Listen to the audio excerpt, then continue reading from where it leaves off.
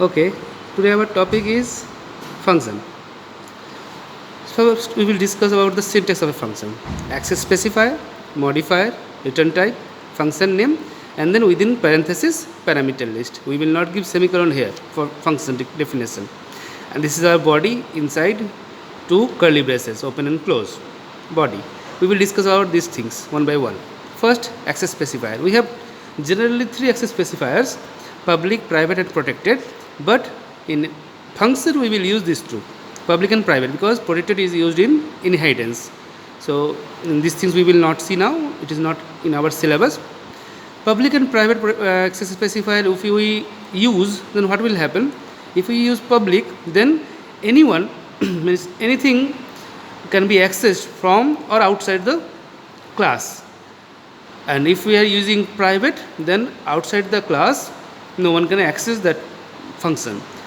If it is private, only inside the class member functions or member methods or whatever they can access. Next one is modifier. Generally we use modifier as static, public static, like this. So if it is static, what happens? Then object will be invoked automatically. That means no need to create object will be called automatically. So static member or a static method, we can call a function using class name only. That means if our function name is static, means modifier is static we are using, then that function if you want to call from outside the class or inside the class, so no need to create object, only using class name we can call. Otherwise we have to create object. Next is return type. Return type means what type of value a function will return, that is called return type. For this we use return keyword. Any primitive or non-primitive type we can use as return type.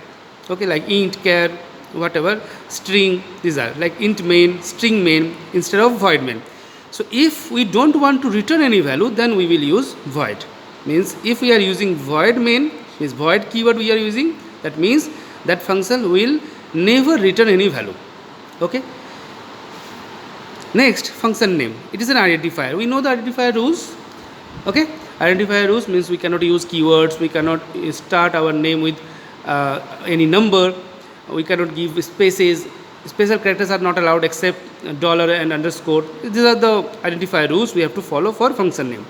So generally we should use relative names, means if you are adding some values, you try to use add function, add. If you are checking anything, use check. You are taking input, you check input function, like this name you can choose. Then parameter list. Parameter list means inside function whatever variables we are taking, right, int A, int B, like this, these are called parameter list. Okay, so we have two type of parameters, we will discuss that also, actual and formal parameters. Generally when we are declaring a function or we are defining a function, that time whatever variable we are using, int A, int B, these are called formal parameters. This is the simple rule, a simple example of a function: public static int add, int A, int B.